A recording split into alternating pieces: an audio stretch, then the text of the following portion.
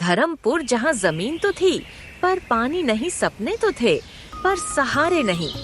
और भोला राम जिसके बेटे ने तय कर लिया था मिट्टी में सोना उगाने का। अर्जुन, तू अब भी खेतों से चिपका है बेटा। गांव के लड़के शहर भाग गए, तू क्यों रुक गया यहाँ? बाबूजी, क्योंकि सब छोड़ गए। पर कोई तो हो जो संभाले इस मिट्टी को। आपने भी तो यही किया था ना, जब सबने कहा था कि ये खेत बंजर है। तू क्यों अपने पैरों में बेड़ियां डाल रहा है बेटा? तेरे लिए रिश्ता आया था पटना से। अब बता मैं उन्हें क्या कहूँ? मेरा बेटा खेतों में मजदूरी करता है। शादी के लायक बना हूँ माँ। इस घर की मिट्टी में जो पसीना बहा है मैं उसे सूखने नहीं दूंगा। गांव वाले अर्जुन का मजाक उड़ाने लगते हैं। सुनो सुनो, धर्मपुर का वैज्ञानिक अब खेती में ऑर्गेनिक करने चला है। क्या रे, गेहूं से सोना उगाएगा? हाँ, क्योंकि मैं जानता हूँ कि मेहनत अगर मिट्टी को नहीं बदलेगी तो कुछ भी नहीं बदलेगा। तुम लोग हंस लो, पर जिस दिन इस खेत से धुआं नहीं धान निकलेगा ना, उस दिन हंसी खुद रो पड़ेगी। अगर भगवान है तो देख रहा होगा, क्योंकि मैं किसी से कम नहीं, सिर्फ थक गया हूँ थोड़ा सा, पर रुका नहीं हूँ। दिन पंचायत में अर्जुन कहता है, मैं चाहता हूँ कि हम सब मिलकर एक सहकारी समिति बनाएं, खेती को मंडी से सीधा जोड़े, कोई बिचौलिया नहीं।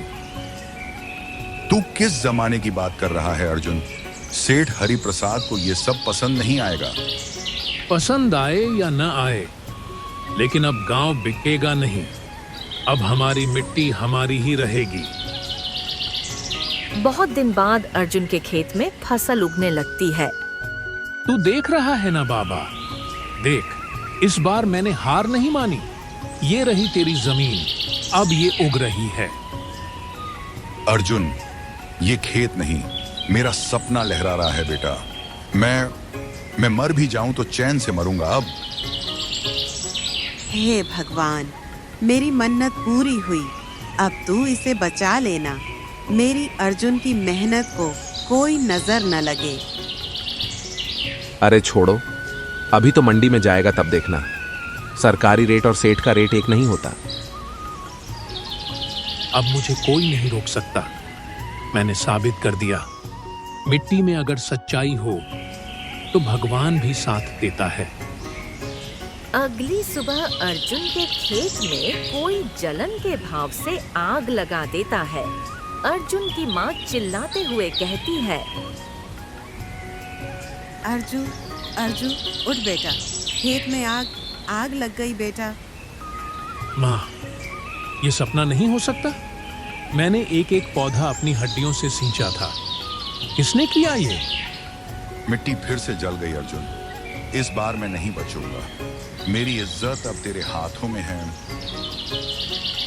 जिसने खेत में हल चलाया उस बेटे ने अब चिता में अग्नि दी। सवाल ये था कि क्या अब वो हिम्मत की राख से फिर से उगेगा?